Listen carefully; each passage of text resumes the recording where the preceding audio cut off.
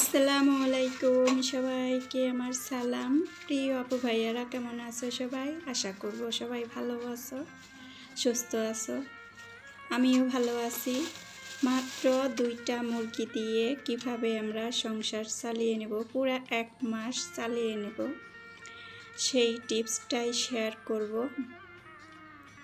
আমার 2টা মুরগিতে আমি যে এটা বড় বড় মুরগি নিছি আমি, আমার যেহেতু অল্পতে তেমন একটা হয় না, এই মুরগিটা আমি 4 ভাগ ভাগ করে নেব, 4টা ভাগ করে নেব।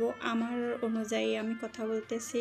আর যারা আরও কম রান্না করো, আলু মিশিয়ে কি সবজি মিশিয়ে অনেক ধরনের ভাবেই রান্না করা যায়, সেইভাবে যদি রান্না করো তাহলে কিন্তু 1 মাস অনায়াসে চলে যাবে।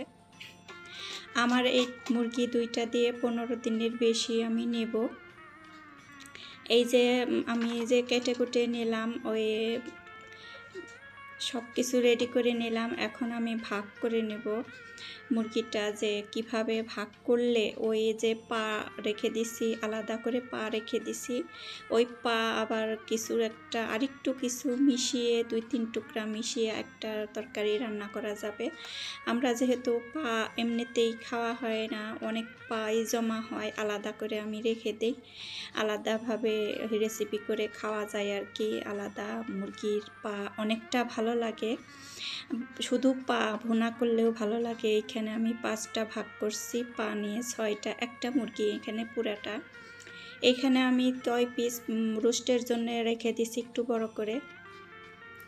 আর এখানে এক বক্স নিছি, এইখানে 1 বক্স নিছি। এইভাবে আমি ভাগ করে নিছি। এইভাবে ভাগ করে নিলে এইখানে কিছু আলু মিশিয়ে যদি রান্না করে তাহলে এইটাই আমরা 2 ভাগ করে 2 দিন খেতে পারবো। তার সাথে একটু ডাউল আর যে কোনো একটা ভাজি হলেই সংসার মানে খাওয়া খরচটা একদম হালকা পাতলার মধ্যেই হয়ে যায়। খুব অনায়াসে 1টা মাস আমরা ইজিলি কম খরচে নিতে পারবো।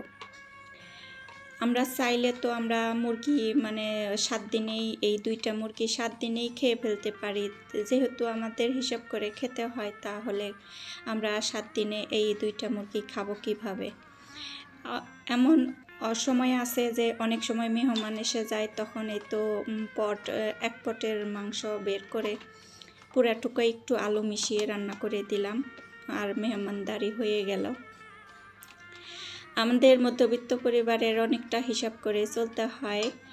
আমরা তো বাজেভাবে অন্যভাবে খাইতে পারি না, যে আমাদের সব সময় একটু আনন্দ ফুর্তি করে খাওয়া লাগবে, যে বেশি বেশি খাওয়া লাগবে। সব কিছু গুছিয়ে নিছি, এখন আমি রান্না করব। রান্নায় বসিয়ে দিলাম পাতিল। এখন আমি ভুনা খিচুড়ি রান্না করব ভাতের চাউল দিয়ে, মুরগির মাংস দিয়ে।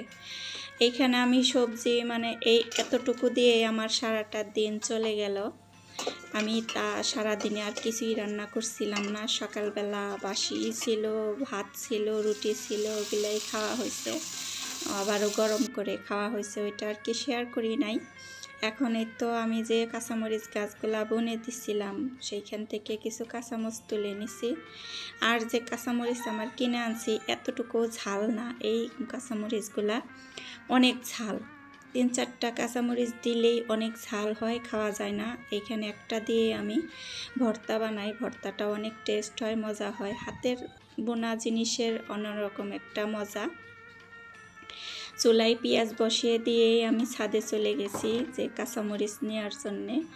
এগুলা আমি একটু খালি মাথা কেটে কেটে তারপরে দিয়ে দেব। এখানে আমি পেঁয়াজটা দিয়ে গেছি, একটু ভাজা হোক। এই তো ভাজা হয়ে গেছে। একে একে আমি সব মশলা এখানে দিয়ে দিব, আর কি মুরগি মাংস রান্না করতে যে যে মশলা লাগে। আর ওদিকে আমি আলু কেটে নিছি আর পাতাকপি দিছি। আর কোনো সবজি ছিল না, আলু আর পাতাকপি ছিল। আর ছিল একটা পেঁপেটা আনছে। পেঁপে তো আর এখানে কিভাবে দিব, মিষ্টি কুমড়া হইলে দেওয়া যাইতো, অনেক ভালো লাগতো মিষ্টি কুমড়া হইলে। তারপরেও খিচুড়িটা অসাধারণ লাগছে। দুপুরবেলা আমরা খাইছি, তাও ভালোই লাগছে। এইখানে যদি আমি কালিজিরা চাউল নিতাম, এত পেটটা ভরে খাওয়া যেত না। ভাতের চাউল যেভাবে খাওয়া যায়, খিচুড়িটা অসাধারণ হয়েছিল, খুবই ভালো লাগলো। এভাবে রেসিপি ট্রাই করে দেখতে পারো আপু ভাইয়েরা সবাই, যারা যারা রান্না করতে জানো। সুন্দর, অনেকটা মজা লাগে মাঝে মধ্যে, এরকম একটু ভিন্নতা ভালোই লাগে খাইতে। এই তো কাঁচামরিচ আমি একটু মাথা কেটে কেটে দিয়ে দিলাম। সারাটা দিন আমি এইভাবেই কাটিয়ে দিলাম। এই তো এতটুকু রান্নায় যেভাবে আমাদের মধ্যবিত্ত পরিবারের একটু হিসাব করে চললে কিছু টাকা বাঁচিয়ে নিতে পারি সংসার থেকে, সেইভাবে আমরা কাজ করব। আর এইভাবে কাজ করব। অনেক আরেকটা টিপস আছে টাকা বাঁচানোর। মাসের শুরুতে যে আমরা বাজারটা করি তার মধ্যে থেকে আরও 1 কেজি করে বেশি করে আমরা কিনে রাখবো। মানে আটা কিনলে 5 কেজি কিনবো, পুরা মাস চলে যাবে। আলু কিনলে আমরা 5-6 কেজি কিনে রাখবো, পুরা মাস চলে যাবে। আর সারা মাসে আমাদের এইসবের চিন্তা করতে হবে না। তখন কিছু টাকা বারে বারে কিনতে গেলে তো অনেক টাকা খরচ হয়ে যায়, যাতায়াত ভাড়াও লাগে, আবার এইটা আলু কিনা, পেঁয়াজ কিনা। এই তো প্রায় খিচুড়িটা হয়ে গেছে। এখন এই তো এই খিচুড়িটা রান্না করলাম, একটু আমার গ্যাসও সাশ্রয় হয়ে গেল, গ্যাসও কম পুরাইলো। আলাদা আলাদা করে সবজি রান্না করলে আলাদা ভাত রান্না করতাম, আলাদা আরেকটা 2টা সবজি তো লাগেই, একটা তরকারি আরেকটা ভাজি, তাছাড়া তো হয় না।